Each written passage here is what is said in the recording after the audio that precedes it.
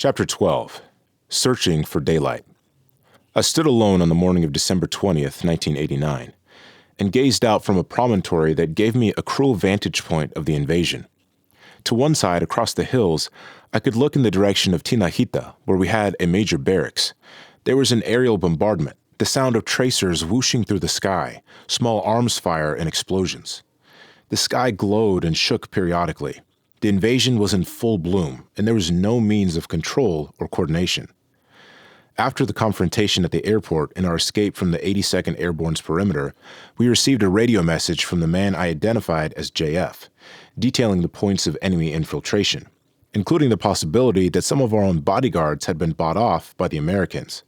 I ordered dispersion of our forces in a mobile defense, along with the distribution of more than 2 tons of armaments, including rocket-propelled grenades and mortars. We shut down communications to avoid detection by radio monitoring. From that moment on, our forces initiated, according to plan, a variety of independent elite commando operations commanded by Captain Gonzalo Gonzalez, Captain Heraclide Sucre, Gaetan, Porfirio Caballero's explosive specialists, and the detachment of Alpha and Beta squads of the Silver Fox, one of our top men.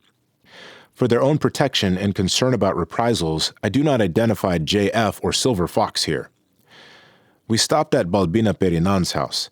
She was on an official trip to Ecuador. A number of armed fighters were there, but we were pinned down in total darkness.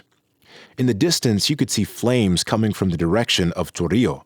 You could hear the sound of planes and helicopters racing by, but all we could do was lie low and wait for daylight to see what was happening. I spent the night pacing, peering through the windows, listening to the explosions.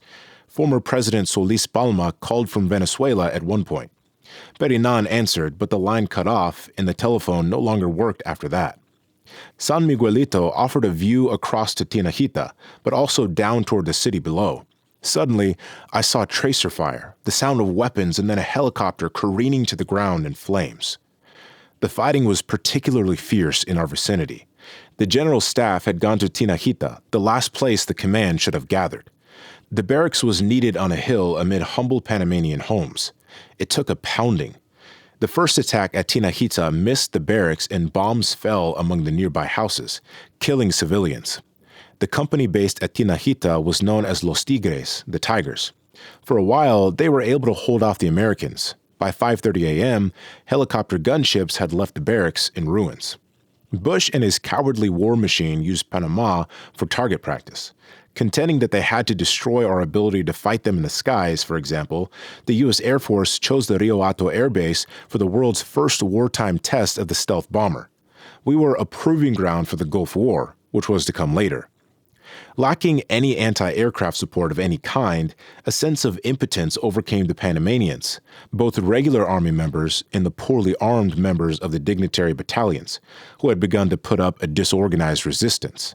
With our command structure cut, never expecting an air attack, Panama was unable to do anything against the world's greatest military power. Hardly a surprise.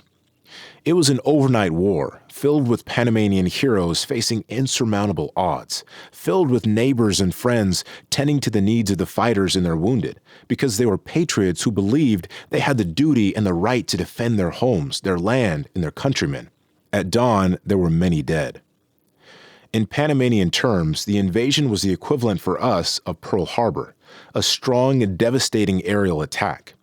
Panama's Institute of Seismology reported 417 bomb explosions in the first 14 hours of the invasion.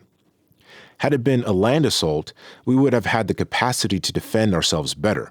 One thing is certain, the numbers of dead, Americans and Panamanians, had to be more than was reported by the U.S. military and the Panamanian opposition government installed by them.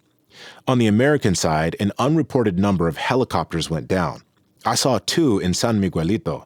There were reports of 2 or 3 more during the attack on the Comandancia and in Panama Viejo, the ruins of the old colonial city of Panama, which was being used as a hideout where a small group of my men had been conducting nighttime raids and maintaining contact. When you start adding up these deaths along with the people killed at the airport in our skirmish, you get close to the total number of Americans reported killed during the entire invasion, 23.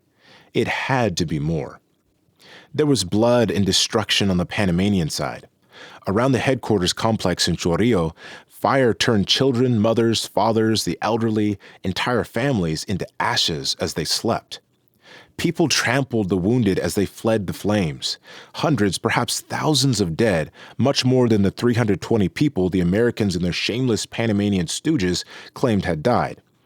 No one has been able to determine the number of Panamanian dead. The Americans said that the Panamanians set fire to their own people in Chorrillo. What cynical, outrageous lies! The Americans painted a picture of the Dignity Battalions as gangsters who fought against their own people. This was pure propaganda, no better than anything the Nazis in Imperial Japan used against the Americans in World War II.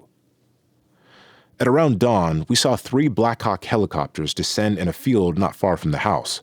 We assumed that they were deploying troops in the area. It was time to move. The only option was to circulate, look for our men, and to reconstruct a plan. We were using a taxi. I had changed from my uniform into civilian clothes. I was wearing jeans, a shirt, and a cap. I was also carrying a gun, some grenades, and other gear. We went out looking for Gaitan and his men, our special urban squads, but it was all chaos in Panama City. The Americans had knocked out long-distance communications. Television and radio had already been commandeered by them, and they were broadcasting propaganda and misinformation about the fight and about who had surrendered. They were using a Panamanian folk song called El Fugitivo as a signal that they hadn't found me yet. It was all psychological warfare controlled by the occupying forces. They would announce, so-and-so has surrendered and is at such and such an embassy, that liberation forces are mopping up isolated guerrilla operations in Colón. In between news items, they would play El Fugitivo. They still could not find me. We switched our base of operations to a house near the Church of San Francisco. I tried to strategize what to do next. One of those accompanying me voted for us to stop trying to fight. "Jefe, this isn't going to work," he said. "You have to go to the Cuban embassy. You'll be safe there. Face it, it's all over." I said no. The best thing was to set up operations in the mountains. I had received information telling me that the coast was clear to the Cuban embassy. My family was there, and I could have snuck in and taken asylum. We spoke by telephone with the Cuban ambassador, Lazaro Mora, who said he would accept whatever decision I made. "We've got to get to the hills and set up a base," I said. "We've got to regroup our forces." We made telephone contact with some of our political allies and proposed that we go to the presidential palace, but the majority didn't like the idea. We spoke with Darisnel Espino, who reported on a confrontation between U.S. soldiers and a group of Panamanian civilians and military led by Luis Cordoba and Nivaldo Madrinan, who were holed up in the Avesa building on Via Brasil Avenue. There was no rest. I had to find a way to escape the city. The next morning, the Americans were tightening their command of the situation. They had started house-to-house searches for anyone they could interrogate, and most of all, for information about me. After a while, it became too dangerous. We had to move. We operated between several safe houses and also used the cemetery in Rio Abajo. We had to be very careful for fear that any suspicious activity would tip off the Americans. We tried to stay away from windows to avoid loud conversation, to limit the use of running water and toilets. All we could do was wait for nightfall. More and more people were venturing out onto the street. American MPs were everywhere. We established a communications channel using 2 women, codenamed Micaela and Garganta. They forwarded messages to and from Micaela's husband, who stayed by the telephone. We received a report on the night of the 20th that 2 U.S. tanks and radio transmitters had been destroyed, and that there were several American casualties. We were able to confirm the transport of heavy weaponry to clandestine locations for eventual use against the invaders. 1 mortar operated for a time from the inner patio of the National Institute, the secondary school I once attended. While the new U.S.-installed government was being sworn in on a U.S. base in the old Canal Zone, units from the Machos del Monte Battalion launched an attack that blocked them from getting to the Legislative Assembly building. There were also several actions that were not carried out, including an attack in Colón on the Pedro Miguel locks. We denied permission to carry out this mission to avoid the death of Panamanian workers there. Also, 1 commando unit stormed the Marriott Hotel along the waterfront, seizing American journalists as hostages. Fortunately, the leader of the group did not harm them. The only journalist killed during the attack was a Spanish photographer killed by the American military. At one point, I got to a telephone and taped a message that was broadcast for a while on Radio Liberty, which still supported us. It was basically a rallying cry, calling on loyal Panamanians to oppose the invasion in any way possible. Mario Rognoni, a longtime member of the PRD and a strong supporter, was at the radio station, along with Ruben Murgas. Murgas and Rognoni said that the president, Francisco Rodriguez, had taped an on-the-air message as well. Now, Rognoni suggested, we should try a live broadcast. I agreed and we started talking. Within minutes, I heard a pop on the phone line and a tremendous explosion in the distance. The Americans monitoring the broadcast had bombed the radio station. I was left holding the phone. Rognoni, I found out later, was unhurt in the attack. The news was bleak and demoralizing. It was overwhelming. There were fewer and fewer reports of fighting, and most of the remaining resistance involved skirmishes or sniper attacks. I was trying to get to Chiriquí. Guerrilla action was the only alternative at this point, yet I wanted to be pragmatic. I was looking for odds in my favor. Although we had quite a good stockpile of ammunition, those responsible for distributing it had failed to do so, neither to soldiers at home, nor reservists, nor members of the Dignity battalions. None of our potential supporters was armed, although many were coming around looking for weapons. In Panama City and Chiriquí, scattered around the country were substantial stockpiles of weapons. The caches sat in hiding, unused and undetected. Chiriquí, Rio Hato, and Battalion 2000, for example, our best fighting units, had a cache of 60,000 rifles, 80 tons of ammunition, rocket launchers, and mortars. The invaders never discovered the stockpiles of guns, nor our ammunition stores. The head of the U.S. Southern Command, General Maxwell Thurman, Mad Max as his troops knew him, was simply speechless when our men finally surrendered and identified the arms stockpiles. Well, this all must have been contraband, intended for sale on the international market, he said. But he was wrong. It was our own material, for our own use. He never had a clue. Thurman died in 1995. If a rear guard had been able to organize in Chiriquí and Veraguas with commands in the other provinces, we might have regrouped. But all of our provincial commanders and staff were under tremendous pressure. General Mark Cisneros, the chief of the U.S. Army in Panama, was working with Archbishop McGrath to negotiate surrender without further resistance, reaching out to the zone commanders one by one, arguing that resistance was futile and would result only in more bloodshed. They threatened to bomb Chiriquí, Bocas de Toro, and other cities if the commanders did not surrender. What the church argued was perhaps true. Lives were saved. But it was also true that McGrath was a collaborator with an invading army. It was no surprise. He never considered himself a Panamanian. While all this was going on, Bush appeared on television to praise the invading troops and to say his cowardly invasion, all that a wimp with an inferiority complex could be capable of, was a liberation. The mission, he said, was to capture me and bring me to justice. He was lying. The Americans, with their 12,000 soldiers permanently stationed in Panama, didn't need to send another 20,000 men if the goal was really to capture me. If that were the case, they could send 100 men or Delta Force to capture me, or more likely, kill me. If killing me is what you want to do, you put a $1 million price on my head and pay somebody to do it. If you want to capture me, you offer the same $2 million you were going to pay me off with, and you save all the money that American taxpayers had to invest in their little invasion. The reason the Americans didn't do this was Orwellian. The Americans have a law that prohibits the assassination of foreign leaders. Evidently, of course, they have no law against invading a sovereign country and killing hundreds of men, women, and babies. No, the invasion was not intended to capture me. They wanted me dead in any case, like they had Premier Maurice Bishop of Grenada dead. The invasion was intended to destroy the Panamanian Defense Forces and to guarantee that the Panama Canal would be in the friendly, Anglo-loving hands of a Panamanian puppet government by the time it was to be turned over by the United States on December 31st, 1999. By Saturday, December 23rd, communications were isolated, and we could see that we were getting more and more hemmed in. We knew that the Americans were conducting house-to-house searches in their attempt to track me down. They launched attacks on one house in San Miguelito and destroyed the Torrijos Memorial House on Calle 50 and several others, based on information about where I had taken refuge.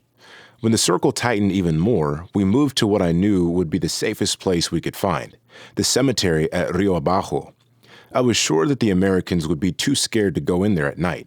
Americans are afraid of death even during the day, let alone in the shadows. The best insurance is always to stay in a cemetery. It is time-tested and proven. But I know that after the Americans read this, they'll put it in their manual of procedures. Search the cemeteries overnight. They'll force a squadron of quivering soldiers to search every graveyard, and the men will be spooked beyond belief by the silence and peace they find there. Consider it a hint for the next invasion. The city was evidently subdued by the third night after the invasion. I heard almost no gunfire, only the sound of an occasional car, helicopters overhead, and the incessant engines of an airplane that was handling communications and tracking over the city. We were analyzing several options. First, I received information relayed from the same contact I had used as the invasion began. This time, from inside the U.S. Embassy came the message, "Exit battlefield, evasion and escape, or death." From the Cuban embassy came word that the situation was still dangerous and threatening, that American troops still had the building under siege. There was also word about at what time the guards surrounding the embassy would be fewer in number. Ambassador Mora approved of the option for us to go there, but my intuition told me to discard this option. I did not want to create a pretext for an American attack on the Cubans. I was in fact told later by the Vatican emissaries that Thurman said he would have attacked the Cuban embassy to take me into custody, understanding that this was a violation as flagrant as the Iranian occupation of the U.S. Embassy in Tehran 10 years earlier. The Libyan embassy was also threatened and under siege. Several of my escorts circulated in the city and were able to analyze the American roadblocks and the team searching for me. They came running back for me, fearing the worst. The city was surrounded and our escape route to Chiriquí was closed. We decided to move. Before doing that, however, a message was relayed to me that Monsignor José Sebastián Laboa, the papal nuncio, wanted to talk to me. I'd maintained contacts with Laboa previously, and we had gotten along well. He was trustworthy, I thought, being a man of the cloth, and not necessarily linked politically with the right-wing collaborationist archbishop. As I remember the Laboa episode, I recall what an acquaintance, businessman Roberto Papa Bobby Mata, said to me. "Tony, there are 3 kinds of truth in the world. Your truth, my truth, and the truth." Laboa's truth was that he was going to help me as a friend, having returned from his interrupted vacationing in Europe, and that he could pick me up undetected in his limousine and sneak me into the Vatican embassy for a meeting to discuss the situation. By this time, the city was so tight that travel with or without my disguise was impossible. He was to send a car to the parking lot of the duty-free store in Rio Abajo. We had taken a vantage point in our car that gave us a view of the parking lot without our having to go out into the open. At the appointed time, we sat in the car, watching the parking lot from a safe distance. The car hadn't arrived. We circled and went around the block, but there was still no car. "Let's get out of here," one of my escorts, Ulysses Rodriguez, said. "I don't think we should be doing this. It could be a trap." The 4th time we circled around, I decided to go out in the open and look for the car. They had told me that Laboa himself would be waiting for me. My plan was to use the car to get out of the area and not go with him to the embassy. With the diplomatic protection, I considered going to the hideout at Panama Viejo. I also knew that Lieutenant Colonel Cordoba and Lieutenant Colonel Madrinan were operating freely with his small squadron. I had other plans as well, but none of them included going to the Vatican embassy. From my perspective now, I'm convinced that Laboa unwittingly saved my life by diverting my plans. Finally, I saw the nuncio's limousine, the Vatican flag on the left bumper. I approached it and saw 2 men in front, a driver and a man I presumed to be Laboa. I opened the rear door. I looked more closely at the man in the bishop's robes and discovered that it was not Laboa, but Father Javier Villanueva, a Spaniard who was McGrath's aide and an outspoken opponent of mine. Also in the limousine was Laboa's secretary. My heart sank, and I might have bolted out the door had Villanueva not held out an explanation, and had I not seen that the man in priestly robes driving the car was actually a lieutenant from my security contingent. I felt somewhat relieved and smiled. "Monsignor Laboa sent me to come get you," Villanueva said, trying to allay my fears. "He's waiting for you at the nunciature." I felt a bit more relaxed, but I still didn't trust Villanueva. I knew that he had been one of those who had used the pulpit, in his case the Church of Cristo Rey, as a political forum, haranguing against the military and the government and calling openly for protests. I was still carrying my sidearm, some grenades, and an AK-47, and I brought them in the car with me. Ulysses Rodriguez started getting in the car too, but the man disguised in front stopped him. "You can't get in, only the general," he said in a gruff, hoarse voice. "Be careful," the escort said, and followed us. Just after getting into the car, we spotted a heavily armed convoy passing by, loaded with guns, rifles, and telescopic and night vision scopes. They headed straight for the dead-end street we had just driven out of minutes earlier. The Americans raided the chalet where we had stayed, but found few traces of my presence. A red beret with the word Commando written on it and a pair of black paratrooper boots I had worn. "Negative. Mission fugitive," the U.S. soldier reported back to the invasion headquarters. The special ambush operation had failed once more. In the confusion, we drove around without an obvious destination. "Are you going to take me where I want?" I asked Villanueva. "Let's meet with the Monsignor first. He's just come back to town to meet with you." Well, I thought, the Vatican Embassy is a safe haven, and there's no harm in going to talk to Laboa. Of my few options, at least it was an open door, although I was still not thinking of asylum. We drove along barricaded streets. The route was circuitous, but within minutes we had pulled into the courtyard of the Vatican Embassy.